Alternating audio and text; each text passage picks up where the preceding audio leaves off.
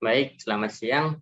Perkenalkan, kita dari kelompok 6 ingin mendemonstrasikan mengenai PPT laporan mengenai desain aplikasi yang kita buat mengenai WeCare. Jadi singkatnya, WeCare ini memudahkan semua orang untuk melaporkan kekerasan seksual, menenangkan kamu, dan membantu kamu konsultasi dengan dokter, psikolog, dan ahli hukum.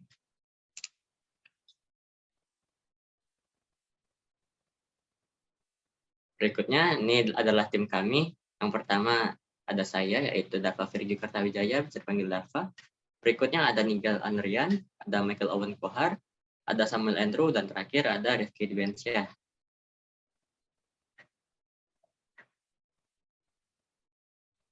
Baik, kita masuk ke latar belakang.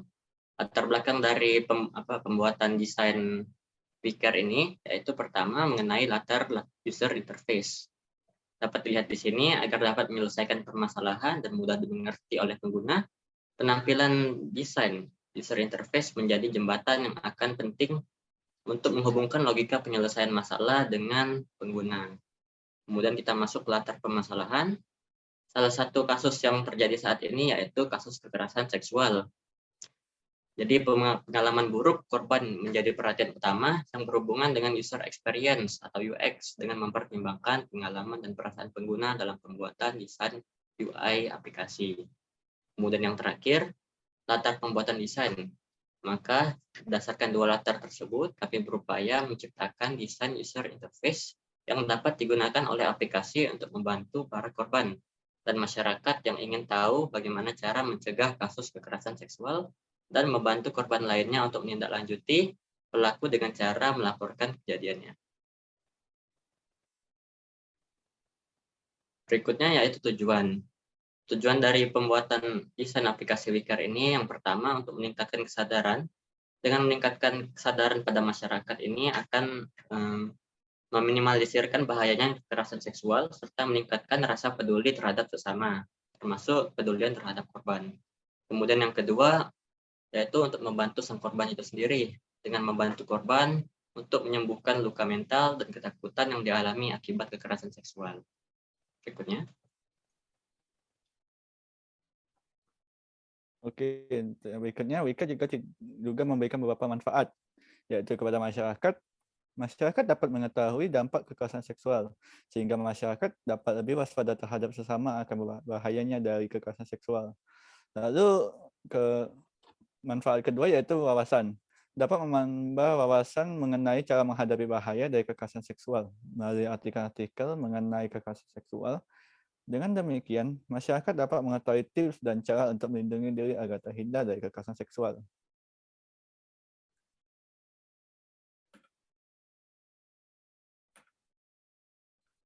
Nah, lalu kita masuk pada landasan teori. Landasan teori yang pertama yaitu kekerasan seksual. Kekerasan seksual didefinisikan sebagai setiap tindakan seksual, usaha untuk melakukan tindakan seksual, komentar atau menyarankan untuk berperilaku seksual yang tidak disengaja ataupun sebaliknya. Tindakan pelanggaran untuk melakukan hubungan seksual dengan paksaan kepada seseorang menurut WHO tahun 2017. Lalu landasan teori yang kedua ialah UI atau UX. User interface atau UI merupakan media yang menghubungkan user untuk berinteraksi dengan sistem atau sebaliknya. User experience atau UX merupakan perasaan yang dirasakan seseorang yang berinteraksi dengan sistem dalam bentuk interaksi manusia komputer. UI atau UX, analisis dan desain for mobile commerce application prototype on Gramedia.com tahun 2017. Nah, lalu ada landasan teori tentang Figma. Figma adalah desain digital dan alat prototyping. Ini adalah aplikasi desain UI dan UX yang dapat digunakan untuk membuat UI atau UX situs web, aplikasi atau komponen antar muka pengguna yang lebih kecil yang dapat diintegrasikan ke dalam projek lain. Dengan alat berbasis vektor yang hidup di cloud, Figma memungkinkan para penggunanya untuk bekerja di mana saja dari browser. Berikut adalah browsernya yaitu www.figma.com. Lalu untuk selanjutnya yaitu Google Material U. Material U merupakan versi pengembangan terbaru dari bahasa desain material design. Material U digambarkan oleh perusahaan sebagai cara berpikir baru Google yang radikal tentang desain. Ini akan menjadi perubahan yang lebih besar di personalisasi. Dengan tombol yang lebih besar, warna dinamis, dan animasi yang lebih halus. Jika ingin mencobanya, bisa mengunjungi ke www.material.io. Lalu untuk landasan teori terakhir yaitu PTGI atau Post Traumatic Growth Inventory. Tedeschi dan Calhoun pada tahun 1996 mengembangkan Post Traumatic Growth Inventory ini atau PTGI untuk menilai pertumbuhan pasca trauma dan perbaikan diri yang dialami seseorang. Dari skala 21 item yang dibangun di atas model 5 faktor Tedeschi, inventaris ini adalah salah satu sumber daya yang paling valid dan andal untuk mengevaluasi pertumbuhan pribadi yang mengikuti pertemuan yang penuh tekanan. Lalu selanjutnya kita akan mengenal penjelasan tentang WCARE. Selanjutnya, WCARE. Kami memilih logo WCARE atau ikon hand atau tangan sebagai logo kami dengan tujuan merealisasikan rasa peduli terhadap sesama. Alasan lain kami memilih tangan sebagai pilihan terhadap logo ini dikarenakan tangan merupakan bagian tubuh yang berperan penting dalam mengajak, merangkul, dan menanggapi sesama. Lalu ini adalah slogan kami. Caring is a small thing, but it means a lot. Dengan menerapkan tagline Caring is a small thing, but it means a lot, kami berharap pengguna aplikasi mereka dapat termotivasi untuk meningkatkan rasa pedulinya terhadap sesama yang membutuhkan pertolongan. Lalu ini adalah menu WeCare kami. Yang pertama yaitu chat konsultasi, menu yang berfungsi untuk berkomunikasi dengan para ahli, bisa dengan konsultasi secara offline atau konsultasi secara online. Lalu ada konten edukasi, menu yang berfungsi untuk memberikan pengetahuan ke user, seperti konten edukasi video dan konten edukasi artikel. Lalu ada scan QR, merupakan sebuah menu yang digunakan untuk memunculkan panic button dan tempat user berada. Lalu ada fitur membuat laporan. Di dalam menu laporan terdapat dua pilihan, yaitu melihat laporan dan membuat laporan. Lalu yang terakhir ada questionnaire. Bersihkan questionnaire yang mengacu pada berat atau tidaknya trauma yang dialami oleh user. Selanjutnya ada perbandingan aplikasi serupa. Bisa dilihat dari gambar. Dari aplikasi Injury Capture dan QR Lapor Kenak tidak ada emergency call. Dan dari aplikasi CPK, Wonder, dan Stefval tidak memiliki laporan kekerasan seksual. Untuk aplikasi CPK, Injury Capture, dan QR Lapor Kenak tidak memiliki chat atau konsultasi dengan ahli. Untuk aplikasi CPK, Wonder, Injury Capture, dan QR Lapor Kenak tidak memiliki konten edukasi. Dan untuk aplikasi Stefval, Injury Capture, dan QR Lapor Kenak tidak memiliki artikel. Selanjutnya. Berikut merupakan hasil wawancara dari kelompok kami. Next. Untuk yang pertama, pertanyaannya, menurut Anda bagaimana cara kita memberikan rasa nyaman, dukungan, dan harapan untuk korban kekerasan seksual tanpa bertemu langsung atau melalui dunia maya? Untuk memberikan rasa aman dan nyaman, sebenarnya lebih ke bagaimana si korban atau si pengguna itu nggak merasa sendirian. Maksudnya dalam arti dia bisa sharing, bisa merasa terhubung, intinya ke orang-orang yang dia kenal. Next. Untuk pertanyaan kedua, korban kekerasan seksual kerap mengalami trauma berat yang menyebabkan korban tidak mau bercerita atau speak up. Menurut Anda bagaimana cara supaya korban kekerasan seksual mau bercerita atau speak up? Untuk speak up biasanya orang yang baru menjadi korban dalam arti untuk mencari bantuan ke profesional seperti psikolog, lembaga hukum, dan polisi. Biasanya korban-korban kekerasan seksual ini umumnya memang dia akan telat melapor. Maksudnya biasa para korban itu susah untuk speak up termasuk ke teman atau keluarga terdekat sendiri. Karena biasanya pelaku kekerasan seksual adalah orang-orang terdekatnya juga. Next. Selanjutnya pertanyaan ketiga, yaitu dengan pertanyaan, menurut Anda apakah yang menyediakan tempat untuk melaporkan kejadian untuk korban itu sudah cukup? Apakah ada hal lain yang dapat melengkapi rasa tenang kepada korban? Lalu narasumber kami menjawab dengan jawaban tergantung. Kalau memang fungsi suatu rancangan yang teman-teman buat untuk pelaporan, itu dirasa sudah cukup. Namun kalau mau lebih lengkap lagi, bisa habis pelaporan, tinggal ke penanganannya atau pemenuhan kebutuhannya. Misalnya dia mendapatkan pendampingan dari psikolog atau dari lembaga hukum atau dari penanganan medis, kurang lebih seperti itu. Karena biasanya pelaku kekerasan seksual adalah orang-orang terdekatnya, jadi mungkin akan lebih membantu untuk pelaporannya itu bila ke si saksi atau si teman korbannya yang melapor. Sedangkan kalau untuk si korbannya sendiri, mungkin dia lebih ke bagaimana dia bisa menceritakan ke teman terdekatnya dulu. Itu lebih mendorong bagaimana dia bisa speak up. Jadi lebih perspektif aja. Kalau laporan aja tadi agak disayangkan jika tidak sampai ke penanganan. Selanjutnya. Lalu pertanyaan keempat, yaitu dengan pertanyaan beberapa literasi menyatakan bahwa korban kekerasan seksual membutuhkan seorang pendengar atas peristiwa yang dialaminya. Menurut Anda, apakah layanan konsultasi dapat membantu proses healing psikologis korban atau pemulihan psikologis korban? Lalu narasumber kami menjawab, hal itu sangat membantu. Balik lagi ke penanganannya atau pemenuhan kebutuhannya, dia butuh apa nih? Apa dia butuh pendampingan psikologis, atau dia butuh proses hukum, atau dia mau memproses pelakunya, atau dia mungkin juga butuh penanganan medis. Misalnya dia mengalami kekerasan, misalnya dia habis dipukul di bagian tubuhnya sampai ada luka atau cedera. Lalu pertanyaan kelima dengan pertanyaan, meskipun dilarang keras oleh agama, hukum, maupun norma, namun kekerasan seksual masih terus ada. Menurut Anda, apakah kasus kekerasan seksual terjadi atas ketidaktahuan seseorang? Apa pemicu yang mungkin mendorong seseorang untuk melakukan tindakan seksual? Apakah sebaiknya edukasi seksual diajarkan secara umum di masyarakat? Lalu narasumber kami menjawab, kekerasan seksual ini terjadi karena adanya ketidakseimbangan atau ketimpangan seperti ada yang lebih berkuasa, ada yang direndahkan. Ini bisa aja karena ada perbedaan status. Misalnya dia bos, dia orang terkenal, yang jadi korban ini bukan siapa-siapa. Atau misalnya kadang ada perspektif gender, di mana laki-laki itu lebih kuat, lebih berkuasa daripada perempuan.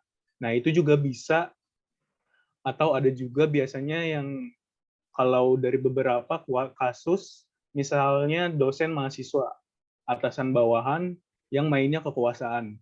Jadi kadang ada korban yang dia nggak tahu dia lagi dilecehkan, misalkan diiming-imingin. Anak kecil kalau dia mau buka baju, nanti dia akan dibelikan mainan misalnya. Kan itu sudah termasuk pelecehan. Tapi anak kecil tidak tahu. Nah, itu juga bisa jadi kesenjangan atau ketimpangan penyebab terjadinya kekerasan seksual selain karena memang dorongan biologis bahwa kita semua manusia punya dorongan seks. Tapi kalau untuk menyuarakan misalnya bahwa kekerasan seksual itu rentan terjadi di antara kita. Biasanya apa data statistikanya, penjelasan tentang kekerasan seksual itu sebenarnya perlu juga buat ke masyarakat. Sekian dari kelompok kami, kurang lebihnya mohon maaf. Terima kasih.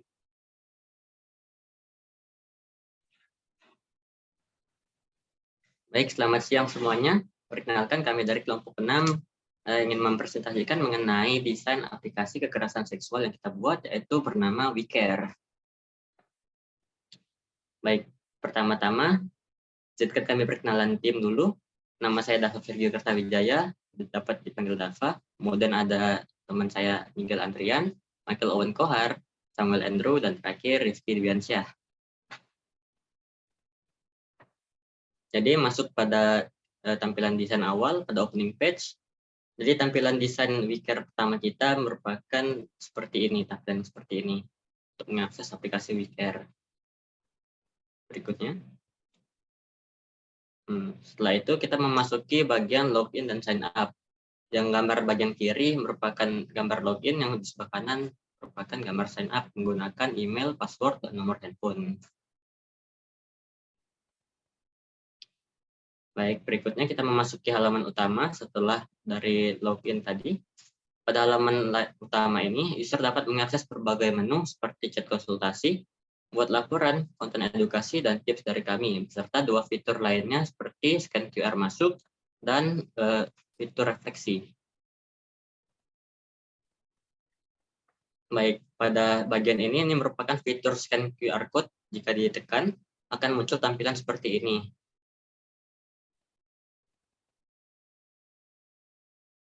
Kemudian setelah melakukan QR code tadi, akan muncul suatu menu tambahan, yaitu panic button.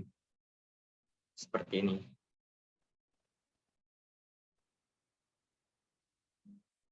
Kemudian selanjutnya ada fitur refleksi. Pada fitur ini user dapat menenangkan dirinya dengan berbagai refleksi yang sudah disediakan. Next. Kemudian jika user memilih menu refleksi, user akan diberikan beberapa referensi agar user menjadi merasa lebih tenang. Next. Selanjutnya, tampilan ini merupakan tampilan lanjutan. Jika user sudah merasa lebih tenang, user akan diminta untuk membantu menceritakan kejadiannya agar dapat membuat laporan. Next. Kemudian ada menu chat konsultasi. Di menu ini user dapat memilih untuk bertemu langsung atau chat secara online. Next. Kemudian tampilan ini merupakan tampilan lanjutan. Ketika user memilih ketemu langsung, user akan diminta untuk memilih rumah sakit sesuai dengan kemauan user. Next. Tampilan ini merupakan tampilan lanjutan jika user sudah memilih rumah sakit. User akan diminta untuk memilih para ahli yang bertugas di rumah sakit tersebut untuk membuat janji. Next. Kemudian tampilan ini merupakan tampilan lanjutan jika user sudah memilih ahli yang akan ditemui.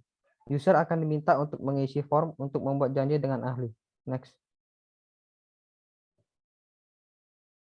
Lalu, tampilan ini merupakan tampilan lanjutan jika user sudah membuat janji dengan ahli.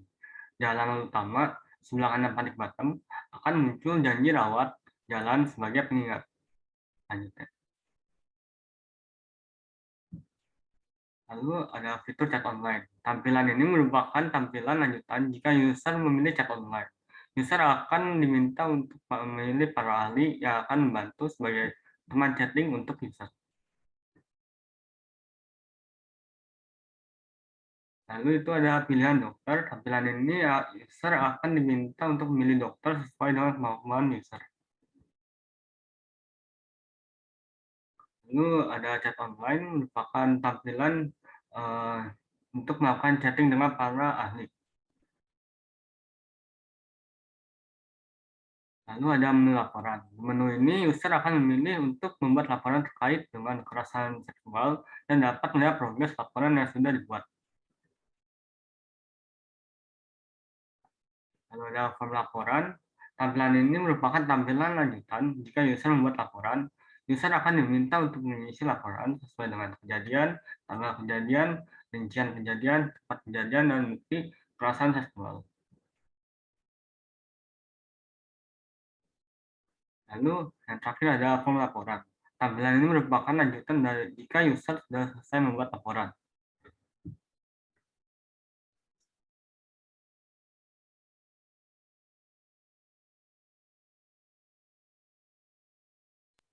Lalu selanjutnya, tampilan ini merupakan tampilan lanjutan jika user ingin membuat laporan.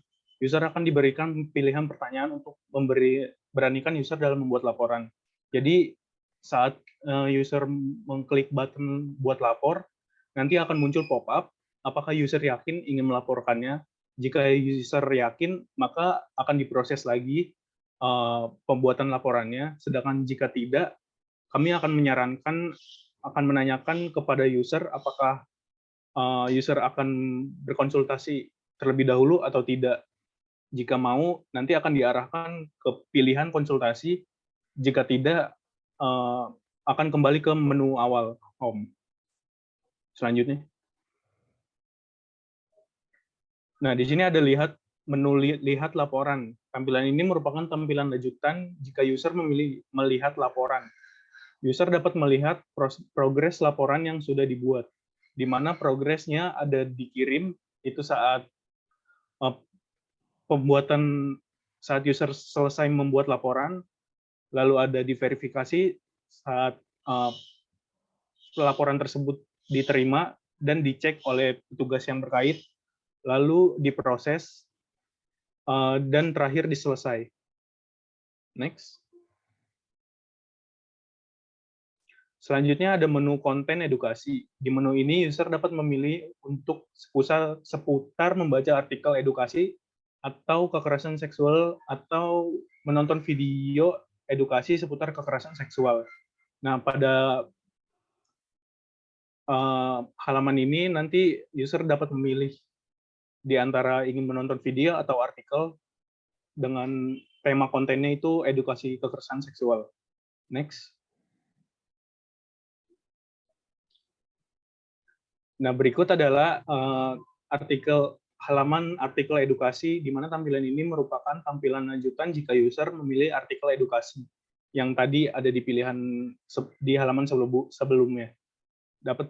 User dapat membaca artikel edukasi sesuai dengan pilihannya. Next. Nah, ini tampilan video edukasi, di mana tampilan ini merupakan tampilan lanjutan jika user memilih video edukasi. User dapat menonton video edukasi sesuai dengan pilihannya. Next. Nah, berikut adalah menu tips dari kami.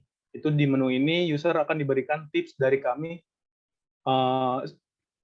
dari aplikasi untuk membantu user.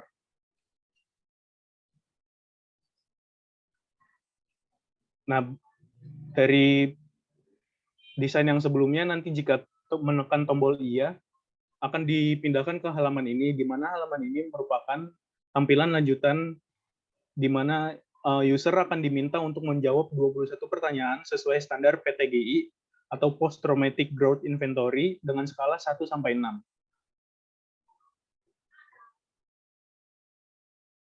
Nah, selesai tadi mengisi kuesioner, nanti user akan dibawa ke tampilan lanjutan, di mana tampilan ini tampilan selanjutannya adalah menu refleksi, di mana tampilan ini merupakan tampilan yang keluar saat user sudah selesai menjawab pertanyaan. User akan diberikan tips dari kami berupa video dan teks sesuai dengan tingkat trauma, sesuai nilai dari hasil jawab pertanyaan. Next. Oke, lalu ada desain hasil revisi. Revisi desain dilakukan setelah kami menyebar kuesioner desain kepada publik untuk menentukan desain mana yang lebih disukai oleh publik. Oke, jadi pada menu emergency button kami sedikit melakukan revisi dari yang sebelumnya tidak ada jam, tidak ada fitur, tidak ada detail jam kecil seperti ini. Dan fontnya juga kecil, kami memperbesar fontnya dan menambahkan sedikit detail jam ini. Dan pada kuesioner, dari data kuesioner tersebut, sebesar 50,8%. Responden memilih font 14 pada bagian jam masuk dan 40,2% sisanya memilih font 11 pada bagian jam masuk. Lalu pada menu chat online kami juga melakukan sedikit revisi yang sebelumnya memakai tema light atau berlatar belakang putih menjadi tema dark yang berlatar belakang hitam. Dengan data kuesioner dari data tersebut, sebesar 63,6% responden memilih desain kedua dengan tampilan gelap atau dark mode pada tampilan chat online, dan 36,4% sisanya memilih desain awal dengan tampilan cerah atau light mode. Lalu pada menu laporan, kami juga sedikit melakukan revisi pada bagian bawah ini, dekat bagian button. Yang sebelumnya warnanya sedikit terang, putih menjadi sedikit kebiru-biruan. Dan pada kuesioner juga, dari data tersebut, dengan persentase 40,21%, gradasi biru cerah untuk gradasi di belakang tombol kembali sebagai tertinggi, dan 16,8% gradasi biru sedikit abu-abu pada di belakang tombol kembali sebagai yang terendah. Nah, lalu untuk di bagian pilihan rumah sakit, kami juga merevisi yang sebelumnya berlatar biru terang menjadi biru tua. Dan kami juga menambahkan beberapa foto rumah sakit. Karena dari hasil kuesioner kami, sebesar 99 orang atau 92,5% responden memilih untuk menambahkan foto rumah sakit. Dan 57